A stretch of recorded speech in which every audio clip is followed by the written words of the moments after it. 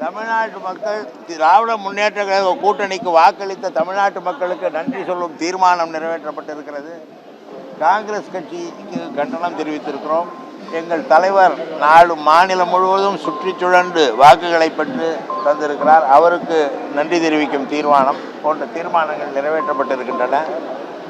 இந்த தீர்மானங்களை நிறைவேற்றியது மட்டும்தான் இன்றைய கூட்டத்தின் நோக்கமாக இருந்திருக்கிறது. ஏனென்றால் திராவிட முன்னேற்ற கழகம் பெற்ற வாக்குகள் எண்ணிக்கைக்கும் தமிழக வெற்றி கழகம் பெற்ற வாக்குகள் எண்ணிக்கைக்கும் பெரிய வேறுபாடு இல்லை. அதனாலே மக்கள் எங்களோடு இருக்கிறார்கள் என்பதை உணர்த்துவதற்காக, அவர்களுக்கு நன்றி தெரிவிப்பதற்காக இந்த கூட்டம் நடைபெற்றது. இப்போ காங்கிரஸ் கண்டனம் தெரிவித்து போட்டிருக்கீங்க. ஆமாம். இப்போ அவங்க அங்கே போய் சேர்ந்துருக்காங்க. இது எப்படி பார்க்குறீங்க? அதுதான் சொல்கிறேன். அவங்க அதை செஞ்சுருக்கக்கூடாது. எங்கள் கூட அவங்களை எதிர்த்து இப்போ அவங்க 28 இடங்களில் போட்டியிட்டு 5 இடங்களில் வெற்றி பெற்றார்கள் என்றால் மீதமுள்ள 23 இடங்களில் அவர்களை தோற்கடித்தது யார்? இதையெல்லாம் அவர்கள் சிந்திக்க வேண்டும். சிந்திக்காமல் அவர்களுக்கு ஆதரவு கொடுக்கிறார்கள் என்றால் அவர்களுடைய அரசியலே இதே போன்றுதான் எல்லா மாநிலத்திலும் செய்து வருகிறார்கள். அதனாலே இதை கண்டனம். அது இந்த கூட்டத்தில் இல்லை. எதிர்கட்சி தலைவர் அதுதான், அது இந்த கூட்டத்தில் இல்லை, இன்னொரு கூட்டத்தில் தேர்ந்தெடுக்கப்படலாம். தலைவர் எங்கள் தலைவர் அதை மறுத்திருக்கிறார்.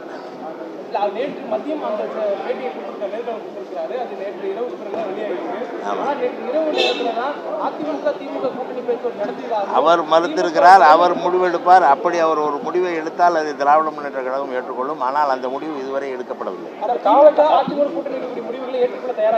இதுவரை அந்த முடிவு எடுக்கவில்லை. தலைவர் முடிவு எங்கள் முடிவு. தலைவர் நாங்கள் தடுக்கவே இல்லையே. நாங்கள் தடுக்கிறதுக்கு என்ன இருக்கு? எப்படி தடுப்போம்? நாங்கள் ஆளுநரை பார்த்து இவர்களை அனுமதிக்காதீர்கள் என்றால் சொன்னோம். அவர்கள் ஆளுநரை பார்த்து சொல்கிறார்கள். ஆளுநர் எண்ணிக்கையை தானே கேட்கிறார். அந்த எண்ணிக்கையை அவர்கள் காட்டினால் அனுமதிக்க போகிறார். நாங்கள் எப்படி தடுக்க முடியும்? உண்மையிலேயே சட்டமன்றத்திலே பெரும்பான்மை இருக்கிறது என்ற எண்ணிக்கையை காட்டினால்தான், பெரும்பான்மை ஆதரவு இருக்கிறது என்பதை காட்டினால்தான் அவர்கள் முதலமைச்சராக முடியும். இது எல்லா மாநிலங்களிலும் காலங்காலமாக நடந்து வருகிற ஒன்று. ஆமாம், ஆளுநர் தானே பதவி பிரமாணம் செஞ்சு வைக்க போறாரு. அது இல்லை, அது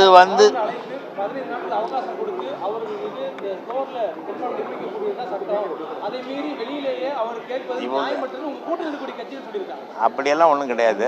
ஆளுநர் என்ன நினைக்கிறாருன்னு தெரியாது. ஆளுநர் இப்பொழுது அவர்களுக்கு எண்ணிக்கை பெரும்பான்மையை விட, அறுதி பெரும்பான்மையை விட குறைவாக இருக்கிறது என்ற நிலையில் அவர்களுக்கு பதவி பிரமாணம் செய்து வைத்து நாளையே சட்டமன்ற முதல் கூட்டத்தொடரிலேயே அந்த அரசாங்கம் கலையும் நிலை ஏற்பட்டால் அவர் என்ன செய்வார்? யார் பொறுப்பு? அவர் தானே பொறுப்பு.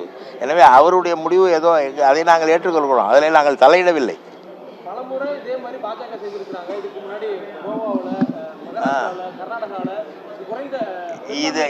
இதை பாஜக கிட்ட சொல்லி பாஜகவால் நியமிக்கப்பட்ட ஆளுநரிடம் சொல்லுங்கள்.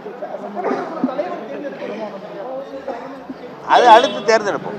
சட்டமன்ற தேதி அறிவிக்கப்படுவதற்கு முன்னாலே தலைவர் தேர்ந்தெடுக்கப்படும். ஆதரவு கேட்டு உங்க கூட்டணி கட்சிகளை அணுகிட்டு இருக்காங்க.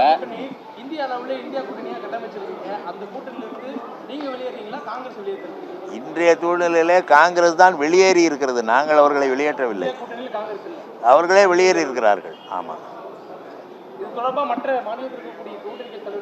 பெரும்பாலான மாநிலங்களில் அவர்கள் கூட்டணி வைத்திருந்த டெல்லியிலே ஆம் ஆத்மியிடமிருந்து விலகி இருக்கிறார்கள். கல்கத்தாவிலே செய்திருக்கிறார்கள். பீகாரில் காங்கிரஸ் தொடர்ச்சியாக இதை செய்து வருகிறது. அவ்வளவுதான்.